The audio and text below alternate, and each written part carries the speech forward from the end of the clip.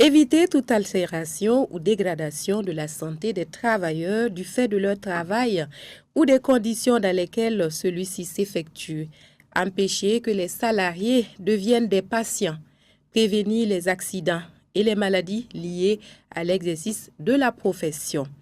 Il s'agit là de quelques objectifs de la médecine du travail. L'exercice de cette discipline incombe au médecin du travail, qui est le conseiller du chef d'entreprise et des salariés en ce qui concerne l'amélioration des conditions de vie et de travail dans l'établissement.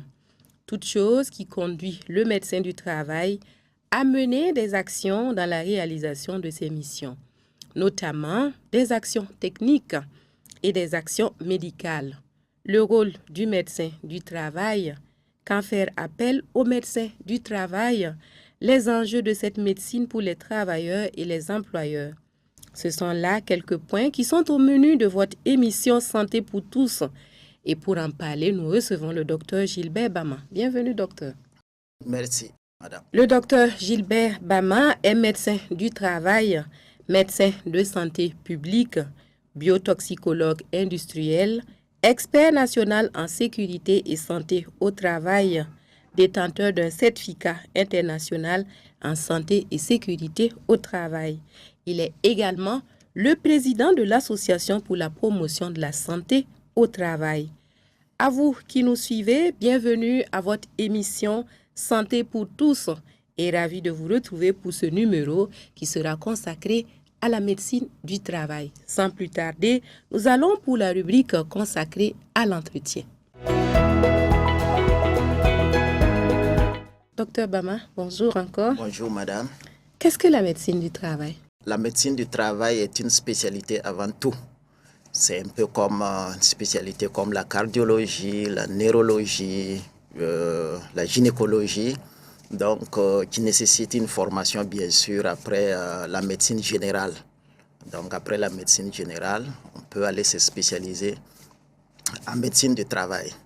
Et la médecine du travail a pour principal but, comme vous l'avez si bien dit dans votre introduction, d'éviter toute altération de l'état de santé du travailleur, soit par le fait du travail ou par les conditions de travail. Donc c'est un peu ça. Et le rôle du médecin du travail est, dans notre contexte, essentiellement préventif. Sinon, je dirais le rôle devrait être préventif, mais compte tenu, je dirais, de notre milieu de travail, on fait du curatif. Donc c'est pourquoi on parle d'essentiellement préventif. Sinon, sur d'autres cieux, c'est purement préventif. Alors, médecine et travail, quels sont les liens entre les deux notions? Quand on entend médecine, on entend également travail. Quels sont les liens entre les deux notions? Effectivement, quand on parle médecine du travail, on se pose la question, qu'est-ce qu'on veut dire en réalité? En réalité, nous savons que tout travail peut causer des dommages sur la santé. Travailleurs. Oui, sur la santé des travailleurs. Soit en fonction de l'environnement de travail ou même par le fait du travail. Donc, c'est suite à ça, effectivement, que cette spécialité est née pour justement prévenir ses conséquences. Si je prends un exemple, quelqu'un qui travaille, comment je vais dire, une maladie préexistante en la personne, le travail peut exacerber cette maladie. Ou aggraver même aggraver la maladie. Ou bien quelqu'un qui travaille en bonne santé, les conditions de travail peuvent faire de telle sorte que même si la maladie n'allait pas survenir, elle va survenir. Donc, il faut alors une discipline pour lier travail et santé. De sorte que le médecin du travail va s'occuper, je prends un exemple du lien entre les maladies cardiaques liées au travail, les maladies par exemple, les dermatoses liées au travail, en dermatologie, en ORL, il y a des maladies en ORL liées au travail. Donc le médecin aura pour rôle, bien sûr, comme je l'ai dit, essentiellement préventif, alors de prévenir ce type de pathologie. Sinon, en réalité, ce ne sont pas des nouvelles maladies en tant que telles, c'est des choses qui peuvent venir en dehors même du travail, mais le travail peut être un facteur favorisant pour la survenue ou pour l'aggravation. Et on va revenir donc à la formation. Comment est-ce qu'on devient médecin du travail? Est-ce que tout le monde peut devenir médecin du travail? Je dirais tout médecin peut devenir médecin du travail. C'est un peu comme si on me posait la question, est-ce qu'on peut devenir un cardiologue, un dermatologue? Oui, il faut finir sa formation en médecine générale et après on va se spécialiser en médecine du travail. Ça fait 4 ans de formation après le doctorat d'état en médecine. Et pour votre cas, est-ce que vous vous êtes formé sur place ici au pays ou bien la formation s'est déroulée en dehors du pays? La formation s'est déroulée en dehors du pays, à Dakar précisément. Pourquoi? Parce que ça n'existe pas au Burkina? Effectivement, jusqu'à date, la formation n'existe pas au Burkina. Dans la sous-région, c'est Dakar, le Bénin et puis la Côte d'Ivoire. Ça, c'est pour les médecins. La formation qui existe pour le Burkina, c'est pour les infirmiers spécialistes en santé au travail, parce que ça existe également, appelés attachés, des infirmiers attachés en santé au travail. Donc, c'est pour ce qui est des médecins? Pour ce qui est des médecins, c'est les 3 pays, le Bénin, le Sénégal et puis la Côte d'Ivoire, je dis bien dans la sous-région. Quelle est l'histoire donc de cette médecine-là, cette médecine du travail? Au Burkina Faso, comment est-ce qu'elle a évolué? Elle est récente? Elle est récente. Pour le Burkina particulièrement, peut-être récente parce que c'est en réalité pendant la Révolution.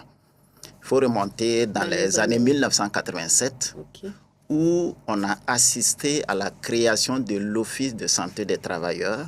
L'OST, voilà, l'OST, l'Office de santé des travailleurs, justement pour s'occuper de la promotion de la santé en milieu de travail. Donc, c'est parti de constat alors? Justement, c'est parti de constat parce que la médecine du travail, de façon générale, est née dans les environs, vers les années 1900. Précisément, je pense c'est 1919, si je ne me trompe pas, avec la création de l'Organisation internationale du travail. L'OIT, dont le bureau se trouve à Genève, le Bureau international du travail. Et effectivement, c'est parti par des constats. On a constaté que non seulement il y a des accidents de travail, ça veut dire les gens se blessent en milieu de travail, dans les entreprises, dans les industries du secteur primaire. On a constaté qu'également, non seulement ils se blessent, et il y a des maladies qui surviennent suite à l'exposition à certaines, j'allais dire, substances. Des produits qui sont nocifs. Voilà, qui sont nocifs. Également, on a constaté qu'il y a trop de décès liés effectivement à ces maladies. Donc, par ce constat, ils ont introduit bien sûr dans leur convention un certain nombre de recommandations. Et vous savez bien que dans des décennies passées, c'était beaucoup plus, par exemple, le charbon qui était utilisé au lieu de centrales nucléaires et autres. Et les conditions de travail n'étaient pas ça. Si vous prenez un peu l'exemple du BTP, même jusqu'à date, dans nos conditions, ce n'est pas évident. Oui. Donc, tout est parti du constat. Et c'est suite à ça, effectivement, que c'est né. Ça, c'est sur le plan mondial. Et bien sûr, le Burkina a ratifié, puis ce sont des conventions.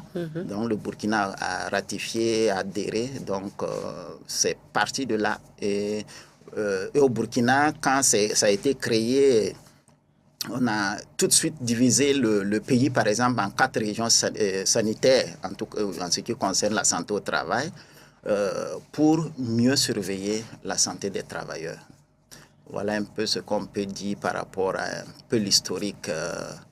Ce qui est de la médecine du travail, de la médecine du travail. Au niveau mondial, au niveau national. Voilà. Docteur, à quel moment est-ce que les travailleurs viennent vers vous? Je dirais qu'ils devraient venir à tout moment, mais dans notre contexte actuel, ce n'est pas le constat parce que le médecin du travail semble être inaccessible, entre guillemets, de sorte que c'est beaucoup plus le médecin du travail qui devrait aller, en réalité, vers le travailleur.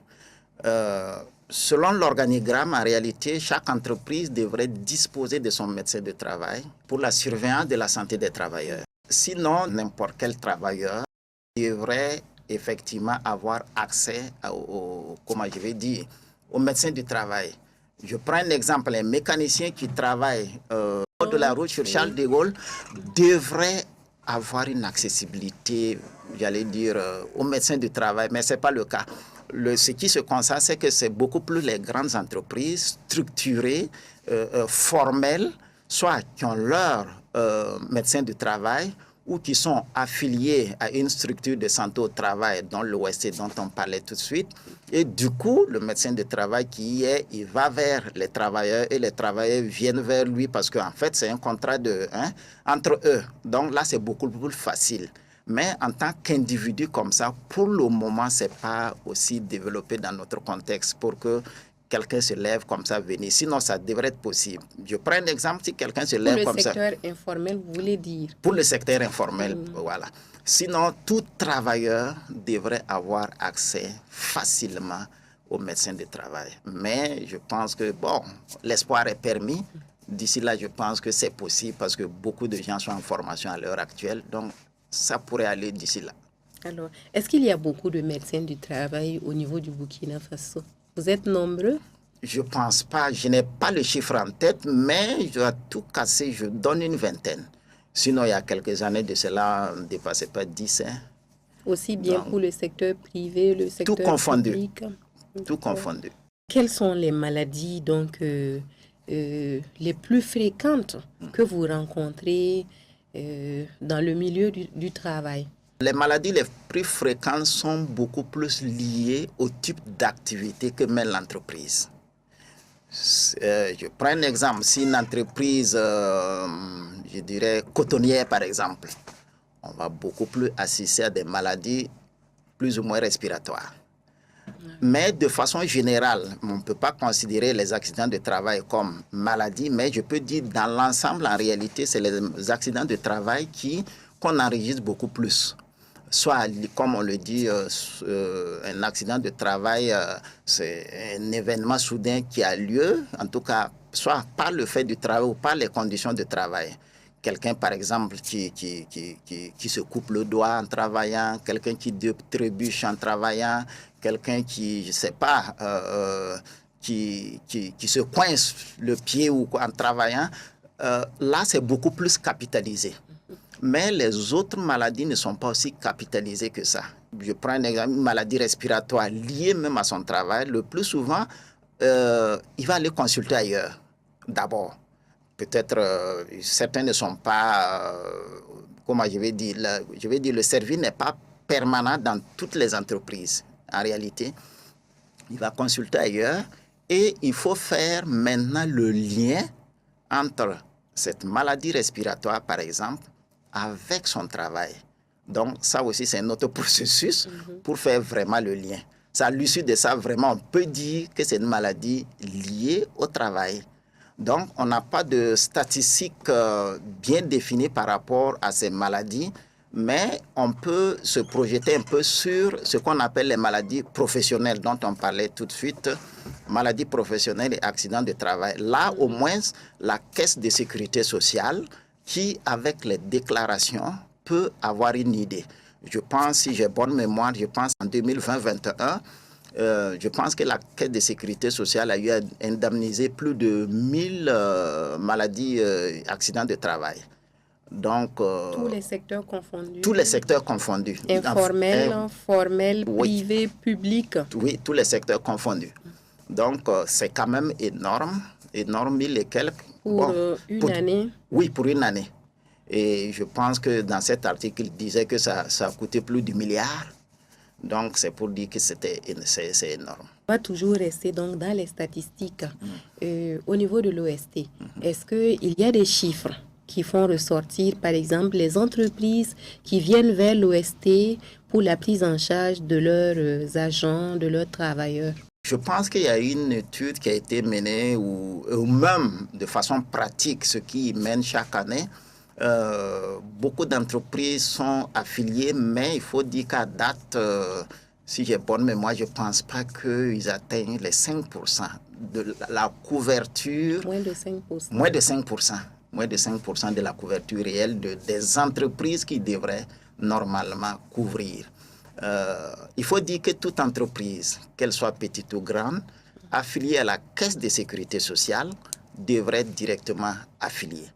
Et sans oublier, comme on le disait, le secteur informel qu'on oublie toujours. Donc, quand on prend tout cela, on voit qu'il y a du pain sur la planche.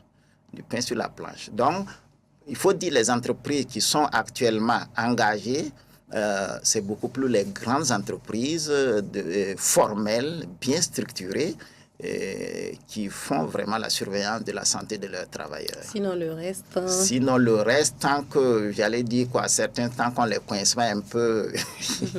Il y a la possibilité de coincer les entreprises? Si je dis coincer, bon, excusez-moi le terme, mais c'est l'inspection du travail, effectivement, c'est leur rôle de voir est-ce que... Ça veut dire que le médecin du travail travaille également avec l'inspection du travail? Pour collaborer? Oui, collabore. Il faut dire à l'inspection du travail proprement dite et l'inspection médicale du travail. C'est deux entités différentes. Dans l'inspection médicale du travail, il y a le médecin du travail et il y a l'inspecteur du travail qui est le plus souvent un juriste. Donc, ils sont là pour les textes et autres, les tests réglementaires. Et il y a l'inspection générale du travail qui est là. Donc, et ils ont pour rôle, par exemple, est-ce que les entreprises sont affiliées, est-ce que les entreprises respectent les normes? Donc, il peut sortir sur le terrain, essayer de voir est-ce qu'ils remplissent les normes. Maintenant, pour l'inspection médicale du travail, pour une entreprise, par exemple, qui veut ouvrir, qui veut créer un service de santé au travail, c'est possible. Et ils vont venir voir est-ce que les conditions sont remplies pour la création de cette entreprise.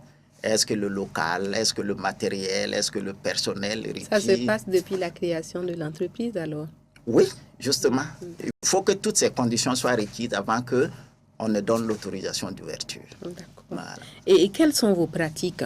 Quand, par exemple, vous êtes médecin du travail, concrètement, qu'est-ce que vous faites au niveau des entreprises? Il faut dire le temps du médecin du travail est divisé en deux temps. Le premier temps, nous on appelle ça le tiers-temps. C'est comme si on prend le temps divisé par 3. Le tiers de son temps, le médecin du travail doit sortir sur le terrain, aller visiter les lieux de travail, apprécier les conditions de travail des employés, essayer de voir... Quand vous dites aller visiter les lieux de travail... Le poste de travail, si vous voulez. Le poste de travail. Oui. Là, c'est les entreprises qui vous invitent. Sinon, vous ne pouvez pas y aller sans être convié. En fait, l'exemple que je suis en train de faire, effectivement, c'est comme une entreprise qui a son médecin de travail. D'accord. Voilà, là, c'est beaucoup plus cadré. Donc, il doit sortir sur le terrain, visiter les postes de travail, apprécier les conditions de travail des travailleurs.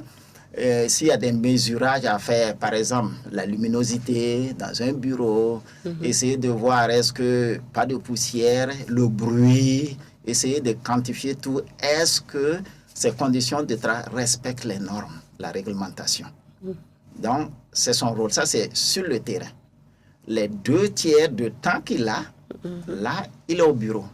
Ça sera consacré soit à la visite médicale d'embauche.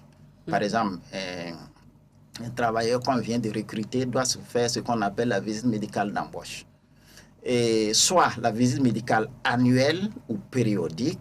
Là, c'est un ancien travailleur qui est là et qui, dans le cadre du suivi de sa santé, doit faire ce type de visite.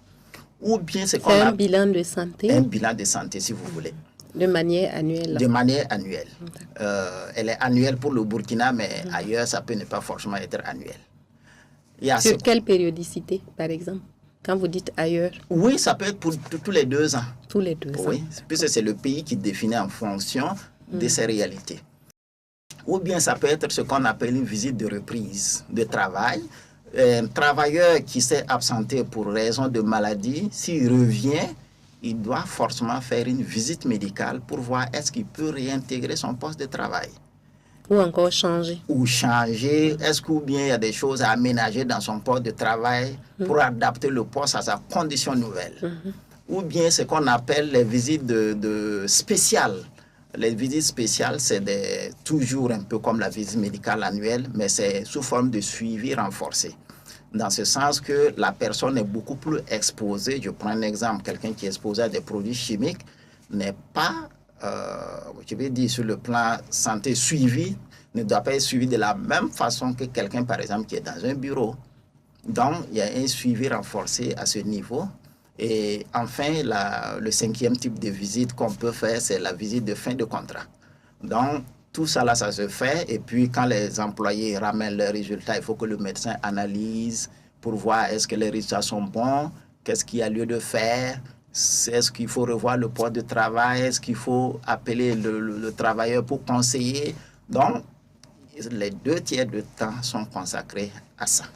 Voilà un peu comment sont réparties les activités du médecin de travail.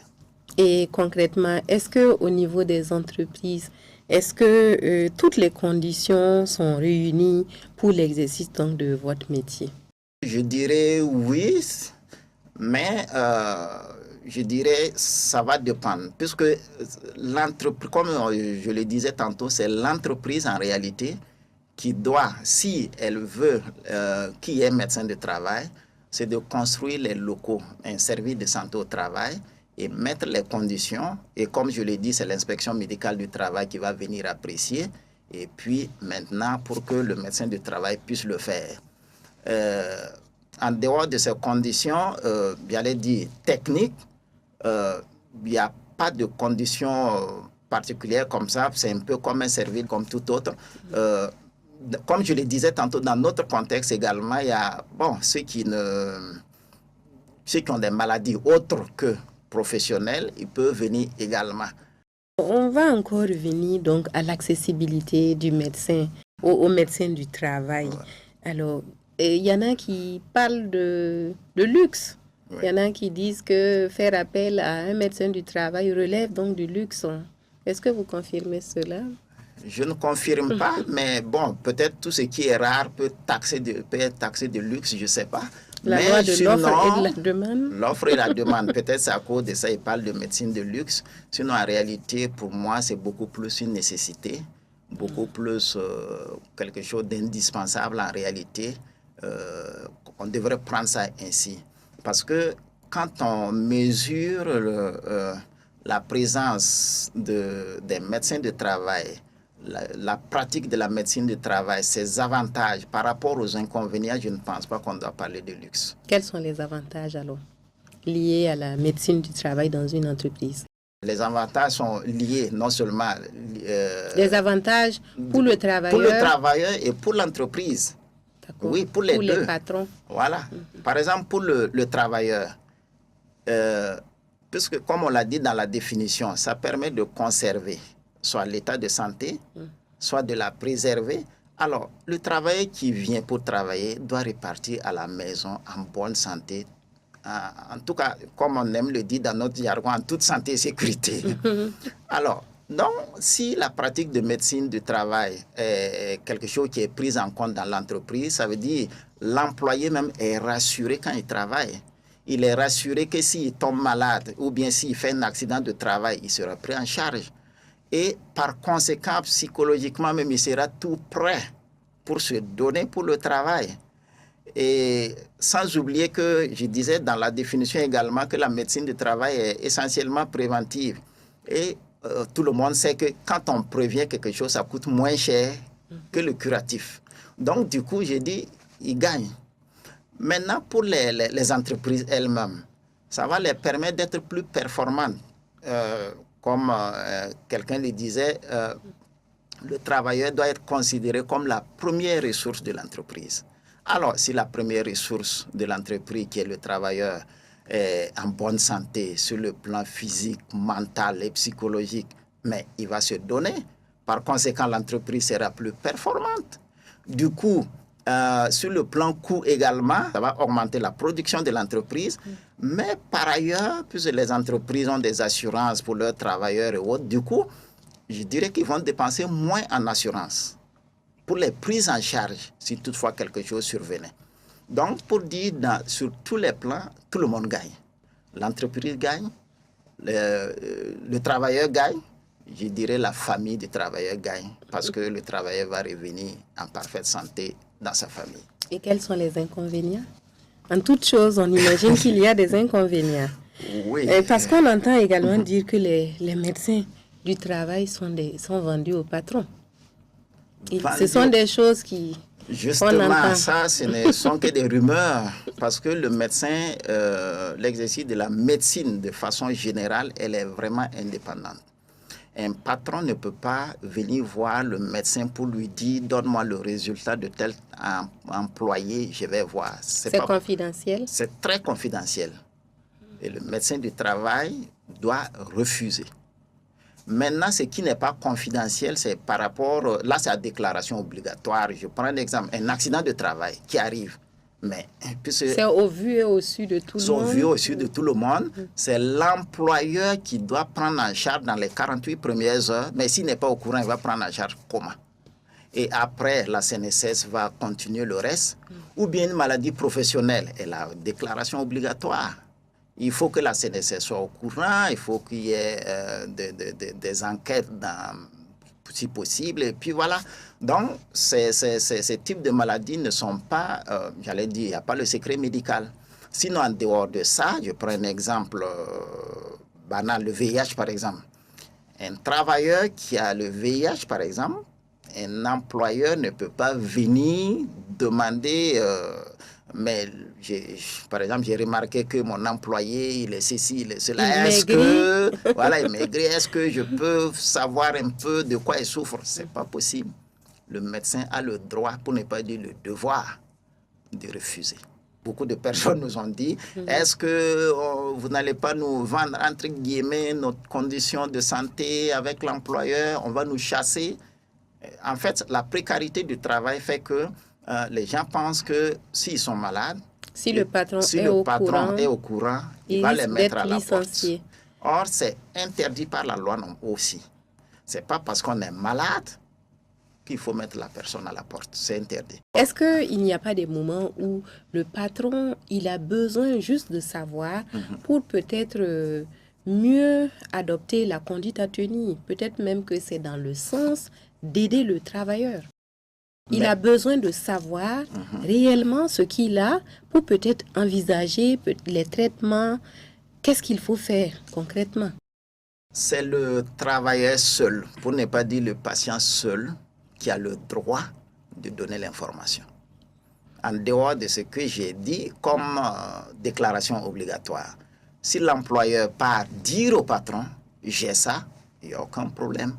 Ça marche, voilà. Et ça ne doit pas venir du médecin. Ça ne doit pas venir du médecin qui va aller dire au patron que le patient présente une telle maladie. Donc, pour la prise en charge, effectivement, revenons un peu au VIH-Sida, c'est bien vrai, c'est encouragé.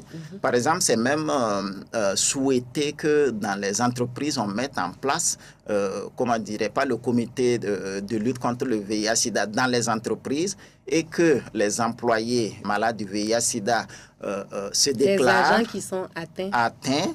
Puissent se dénoncer effectivement pour la prise en charge. Et ça a même été conseillé aux employeurs de mettre en place une enveloppe, si possible, pour les aider. Mais cela ne veut pas dire qu'il faut aller les chercher pour les aider. C'est eux qui doivent venir se prononcer et puis on peut les aider dans ce moment. Quelles sont les difficultés auxquelles vous faites face? Je dirais sont d'ordre institutionnel du fait que nous ne sommes pas nombreux. Donc, du coup, les ressources humaines posent un problème. Comme je le disais, je ne pense pas que vraiment ceux qui sont en service, une vingtaine, comme je l'ai dit, je n'ai pas vraiment l'effectif en tête, mais ça va poser un problème dans cet exercice. Deuxièmement, les gens n'ont pas encore compris j'allais dire quoi, la nécessité ou l'avantage ou les bienfaits de la médecine du travail. Certains patrons, entre guillemets, certains chefs d'entreprise n'ont pas encore compris. Au public ou bien au privé? Public, privé? J'allais dire tout confondu. Tout confondu? Oui, mais beaucoup plus le privé. Mais il faut dire, dans le public, compte tenu des effectifs, c'est un peu compliqué pour le suivi. Je ne sais pas combien de fonctionnaires nous avons au Burkina, mais bon, c'est un peu compliqué par rapport au nombre qui existe. Donc, il y a déjà ce problème. Et il y a des visites annuelles qui sont organisées. Qui sont organisées, oui, mais ils sont combien on arrive à couvrir. C'est ça. Sinon, chaque année... Mais les travailleurs, ils viennent. Quand les visites sont programmées, ils viennent. Oui, les visites sont programmées, ils viennent. La difficulté qui se trouve derrière cette visite, cet examen médical qui a lieu en première intention, c'est les examens complémentaires qu'on donne. Parce ça, c'est à la charge du travailleur. Non, en principe, c'est à la charge de l'employeur. De l'employeur. Donc, maintenant, quand c'est pour le public, c'est l'État. Pour le public, c'est l'État. Mais l'État n'arrive pas à couvrir vraiment les examens en fonction du poste de travail de la personne. Et quels sont les examens qui sont effectués lors des visites? Les examens sont fonction du poste de travail. Toujours fonction du poste Toujours fonction du poste de travail. C'est bien vrai, il y a des examens basiques. On va faire prélèvement sanguin pour des examens basiques. Mais la quasi-totale, le paquet des examens, c'est en fonction du poste de travail. On ne va pas demander les mêmes examens chez un mécanicien et je ne sais pas chez un maçon ou une secrétaire ou un informaticien. Donc, les examens sont liés au poste de travail. Donc, vous allez voir la même entreprise, mais les examens les examens complémentaires sont liés à la section du travailleur. Donc, et ces examens vont dépendre, j'allais dire, si c'est pendant la visite d'embauche, ce ne sont pas les mêmes examens que la visite médicale annuelle, qui est une visite de suivi. Ce ne sera pas la même chose que la visite de fin de contrat. Ce ne sera pas la même chose que la visite de reprise. Une femme qui accouche, qui revient de son congé de maternité, ça ne sera pas la même chose. Donc, c'est vraiment varié. Donc, c'est au cas par cas qu'on demande ces examens. Et est-ce que vous êtes regroupé au niveau du Burkina Faso en association ou quelque chose comme ça pour venir en aide aux travailleurs, de même qu'aux patrons, on va dire? Il n'y a pas d'association qui regroupe tout le monde, mais ça commence à naître. Parce que vous êtes le président de l'association pour la promotion de la santé au travail. Oui, là, mais ça ne regroupe pas tout le monde. C'est une association qui regroupe quelques médecins de travail, plus des médecins non, en fait, qui ne sont pas des médecins de travail, plus des gens qui ne sont pas forcément même des agents de santé. Parce qu'il faut... Des travailleurs peut-être? Oui, des travailleurs. Qui sont avec vous? Voilà, qui sont avec nous. Parce que dans cette rubrique, quand on parle de sensibilité, il faut des relais. Il faut des personnes satellites soit dans d'autres associations ou bien dans d'autres milieux de travail pour être des relais. Mais je pense que ces dernières semaines, là, ça va concerner tout le Burkina. J'ai vu ça, mais bon, pour le moment, j'ai vu passer juste dans les réseaux sociaux. On est en train de se regrouper. Mais en dehors de ça, il faut dire qu'il y a également, comment je vais dire, la société savante des médecins de la médecine du travail du Burkina. Elle aussi, elle est encore très jeune. Elle ne dépasse pas 2 ans, 3 ans. On a eu notre premier congrès il y a à peine 2 ans. Donc là, également, c'est des lieux où on peut prendre des décisions, où on mène des réflexions pour voir comment il faut améliorer, comment il faut, les conditions de travail. J'allais dire que ce soit du secteur public, privé, formel, informel. Voilà, donc c'est ce que je peux dire par rapport à ça. On va revenir à votre association. Est-ce que vous pouvez nous la présenter? Elle est née quand? Et puis, quels sont les objectifs? Il faut dire que c'est une association qui est née il y a à peine 2 ans. Et l'objectif principal est né, en fait, à partir du fait que le secteur informel est presque oublié. Et tantôt dans les difficultés, on l'évoquait, un mécanicien qui veut se faire suivre, c'est un peu compliqué. Il va aller dans une clinique ou dans un hôpital. Un centre de santé. Il va demander à ce qu'on le fasse un bilan de santé. Oui, on va faire le bilan, mais tant que ce n'est pas un médecin de travail, ce n'est pas évident que les examens requis pour son poste de travail soient pris en compte. Donc, c'est dans ce sens que, vu ce constat, et les gens n'ont pas l'information, en réalité. Quand on parle de médecine du travail, on se pose la question, c'est quoi? Donc, le tout premier objectif, c'est de donner l'information, sensibiliser surtout le secteur informel pour qu'ils prennent conscience des dangers liés à leur métier. Prenons l'exemple encore du mécanicien, que le mécanicien m'excuse, mais bon, je reviens un peu dessus. Nous allons voir un mécanicien qui va tirer l'essence avec, je ne sais pas, dans un record, dans sa bouche, il crache. Il ne sait pas les conséquences. Ce n'est pas tout de suite. Ce n'est pas tout de suite les conséquences. C'est à long terme. C'est dans 10 ans, 20 ans, 30 ans ou plus. Mais il est fait tout de suite, j'allais dire avec bravoure et puis mais il ne sait pas les conséquences. Il ne sait pas. Ou bien un peintre. Tu vas le voir, pour peindre, non seulement il ne va pas utiliser un cache-nez, et certains même vont se déshabiller parce qu'il fait chaud pour mieux mettre leur peinture, tout en oubliant que non seulement ils inhalent, c'est des produits chimiques avant tout, ils vont inhaler, la peau va prendre sa part, et ce n'est pas pour tout de suite, c'est pendant des dizaines d'années qu'ils peuvent en tout cas, ils peuvent développer quelque chose. Donc, notre objectif, c'est beaucoup plus orienté vers ce secteur qui est sous-informé, en tout cas, qui ne connaît pas forcément les avantages qui peuvent être liés à ce type de médecine, et même financièrement, je peux dire qu'il n'est pas financièrement non accessible, parce que pour les entreprises formelles, c'est le patron qui prend en charge. Plus ou moins, j'allais dire, ce sont des entreprises nantis. Par rapport aux mécaniciens de la voie qui vit au jour le jour, c'est pas évident. C'est coûteux. Donc, voilà, c'est un peu coûteux, mais on peut demander le minimum et en fonction de ses moyens, et en tenant compte de ce qu'il est, parce qu'il a droit également à la santé. Et est-ce qu'il vous arrive donc de mener des actions de sensibilisation depuis que vous avez été créé? J'allais dire, pour le moment, même l'accent est mis dans les sensibilisations, et on cible beaucoup d'autres associations puisque c'est un lieu de retrouvailles pour le faire. Et même si dans le secteur informel, je prends un exemple, si dans un secteur donné, si les maçons sont regroupés plus ou moins en association, si, je dirais il y a une association de femmes dans un quartier Donc, on profite de ces petits regroupements pour faire des sensibilisations. En tout cas, pour le moment, l'accent est mis sur l'information.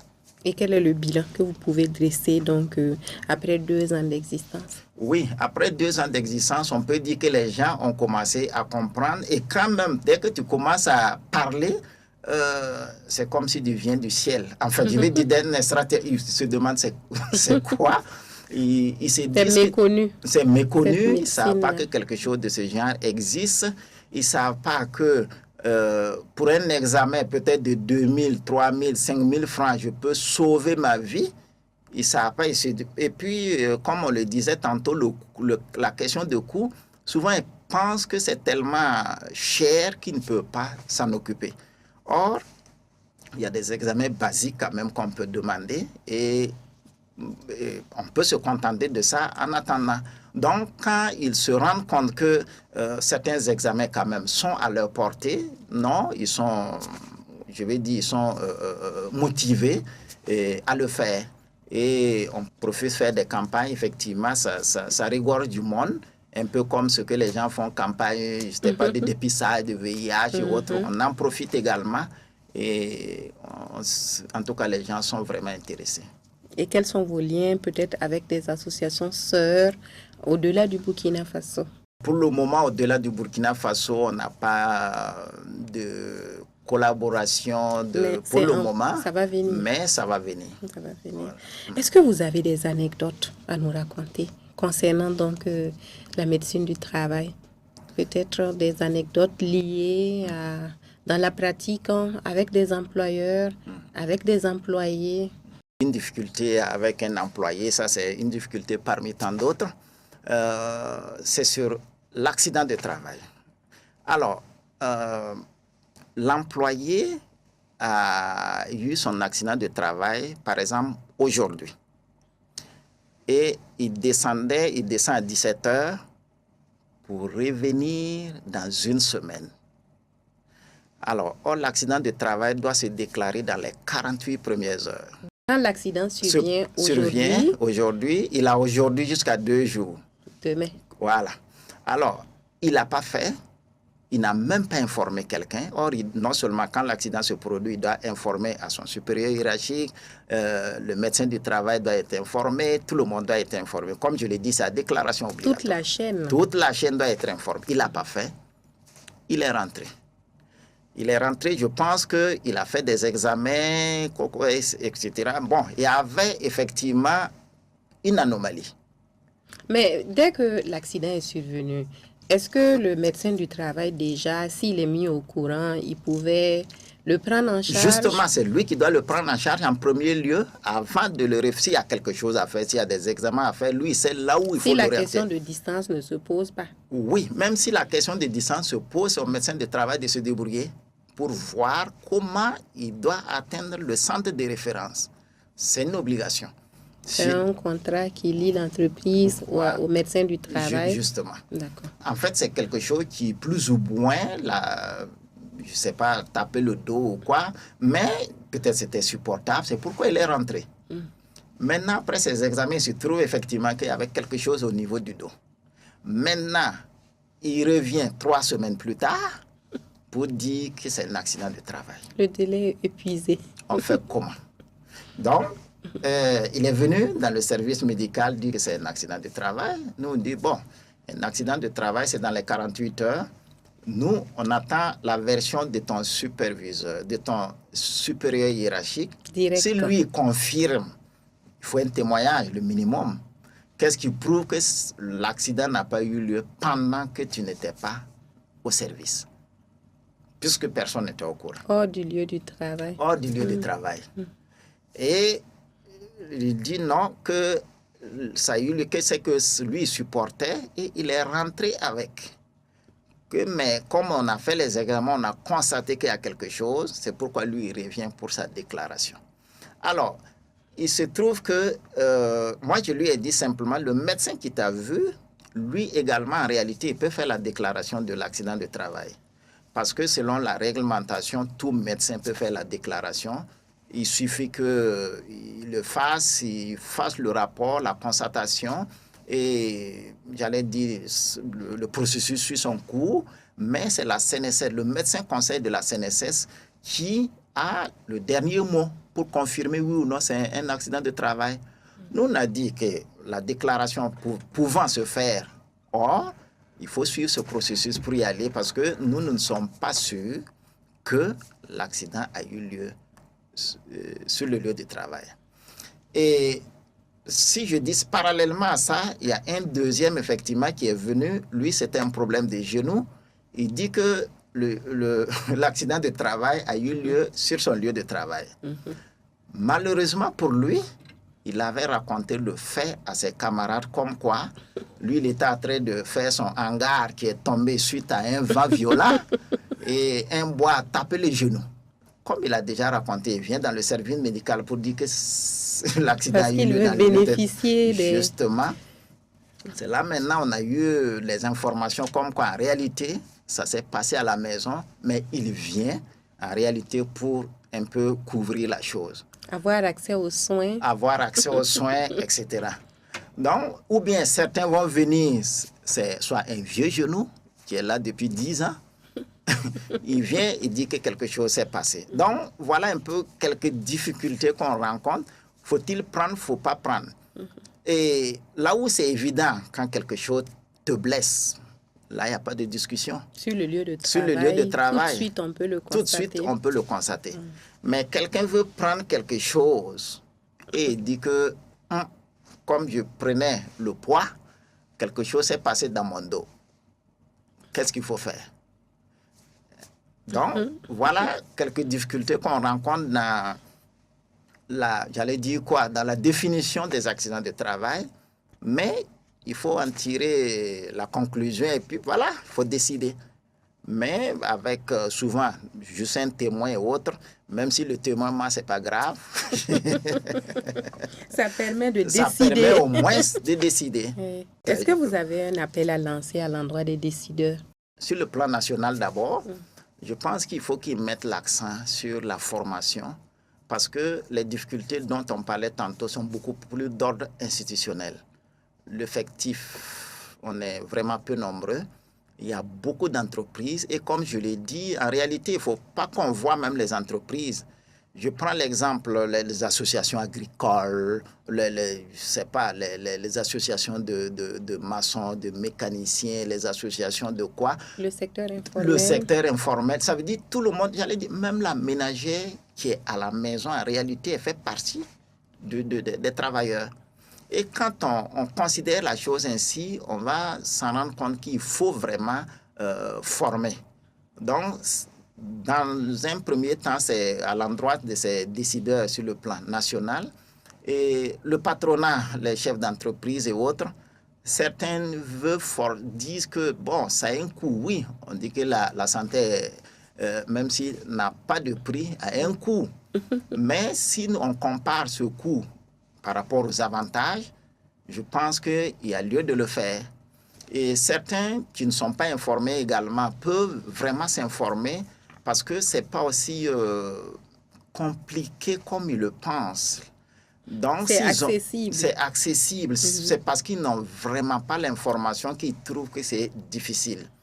S'ils prennent l'information, ils vont se rendre compte qu'eux-mêmes, je prends plusieurs petites entreprises, la réglementation le permet, peuvent se regrouper et prendre les services d'un médecin de travail. C'est faisable. Sinon, beaucoup se disent, oui, c'est une petite entreprise, moi, je n'ai pas, j'allais dire quoi, des honoraires d'un médecin de travail. Peut-être oui, mais le regroupement est possible. Parce qu'un médecin de travail, selon la législation, c'est à peu près un médecin de travail pour 750 travailleurs. Donc, quand on fait ce calcul, on s'est dit que plusieurs entreprises de 100 personnes et autres peuvent se regrouper, se mettre ensemble. Se mettre ensemble pour là, le faire. Ça réduit le coût. Justement, ça réduit le coût. Donc, un appel, il faut rechercher l'information, aller à la source pour chercher l'information. Et également un appel aux travailleurs. Certains travailleurs n'ont pas encore compris même la nécessité. Puisque plusieurs disent, oui, cette année j'ai fait, on m'a dit qu'il n'y a rien. L'année passée j'ai fait, on m'a dit qu'il n'y a rien. Ça peut évoluer. Donc, ils se disent, pourquoi je vais faire? Tout en oubliant que le souhait même, c'est de faire et ne rien trouver. Donc, il faut qu'ils comprennent que c'est dans le cadre de la prévention. D'un mois à l'autre, d'une année à l'autre. Qu'on découvre quelque chose et qu'on n'ait pas les moyens de se faire soigner. Oui, mais je pense que c'est mieux aussi de découvrir la chose à temps. Peut-être ça va nécessiter peu de moyens que de laisser traîner. Non seulement ça va rendre la vie invalidante et ça va entraîner de coûts exorbitants. Oui, la peur, mais ça ne devrait pas mieux vaut prévenir que guérir. Voilà. Merci bien, docteur. À présent, nous allons passer à la deuxième et dernière rubrique de notre émission intitulée « Bien manger, mieux se porter ». Docteur, on va s'intéresser à l'alimentation de manière générale en lien avec la médecine du travail. Un travailleur doit manger de façon équilibrée. Équilibré. Oui. Alors, dans cet équilibre, ça va dépendre maintenant de son poste de travail. On ne va pas demander à un travail. Tout est lié au poste de travail. Parce qu'en médecine de travail, ce n'est pas concevable de faire quelque chose sans tenir compte du poste de travail. Tout est lié. Donc, selon que l'on soit un maçon. Un maçon, par exemple. Ou bien que l'on soit dans un bureau à réfléchir. Ce n'est pas la même chose. Ou un docker qui est en train de... à longueur de journée, soulever, ça ne peut pas être la même chose. Alors, là où il faut peut-être la particularité, c'est le travail de nuit, par exemple. Par exemple, quelqu'un qui travaille la nuit, même quel que soit son poste, il doit tenir compte d'un certain nombre d'aliments. Peut-être pas forcément lourd, parce que ça fait dormir. C'est la nuit est faite pour dormir. Donc, il faut en tenir compte. Il y a certains qui travaillent en hauteur, les travails postés. Ça aussi, il faut en tenir compte. Mais de façon générale, dans le secteur de la santé au travail, nous faisons appel souvent à des nutritionnistes. De plus en plus? Oui, de plus en plus, parce que oui, le médecin du travail, il a ses limites également, mais le nutritionniste, par exemple, peut essayer de faire des calculs en calories, quel type d'aliment qui ne fait pas dormir, etc. En tout cas, ensemble, on décide qu'est-ce qu'il faut faire pour ce groupe de travail, de travailleurs du moins, qui travaillent la nuit, ou même travailler la nuit. Imagine quelqu'un qui travaille la nuit dans un bureau. C'est différent de quelqu'un qui travaille la nuit en conduisant un gros engin, un engin lourd. Ce type qui somnole serait différent de quelqu'un qui somnole au bureau. Donc, tous ces aspects... Il y a plus de risques. Quand il conduit. Voilà, quand il conduit par rapport à quelqu'un qui ne conduit pas. Donc, on essaie de mettre ensemble en commun quelque chose qui est... Parce qu'il ne faut pas aussi dire il faut manger ça. Or, ça n'existe pas. Donc, en fonction de ce qui existe localement, qu'est-ce qu'on peut mettre ensemble pour adapter l'alimentation aux travailleurs. Et ça se fait de plus en plus. Les nutritionnistes sont de plus en plus invités, effectivement, à donner leur point de vue et leur point de vue également. Donner des conseils aux travailleurs. Donner des conseils, non seulement les sensibiliser, sans oublier que l'inverse, l'alimentation de façon générale, à l'inverse, il y a certaines entreprises, par exemple, qui prennent en charge leurs employés sur le plan alimentaire parce qu'ils sont éloignés, par exemple, soit de la ville, d'un restaurant et autres. Et même ça, c'est pas parce que c'est gratuit qu'il faut prendre tout. Voilà, du sucré, du gras, salé. Du salé, tout mélangé. Tout cela nécessite des conseils. Parce que même en dehors du travail, même de façon générale, ces conseils sont donnés pour, j'allais dire, préserver, en tout cas, prévenir certains types de pathologies. Surtout avec ce qui est lié au gras, au sel et puis au sucre. Nous sommes au terme du temps qui nous était imparti. Nous disons merci à notre invité. Merci, docteur Bama. Je rappelle, le docteur Gilbert Bama est médecin du travail, médecin de santé publique, expert national en santé et sécurité au travail. Il est également le président de l'Association pour la promotion de la santé au travail et il est détenteur d'un certificat international en santé et sécurité au travail. Nous disons merci à vous également qui êtes restés en notre compagnie, sans oublier à toute l'équipe de réalisation qui nous a accompagnés durant ces moments. Sur ce, nous vous disons merci et à la prochaine pour un autre numéro de votre émission Santé pour tous. Mais en attendant, prenez soin de vous, prenez soin de votre santé.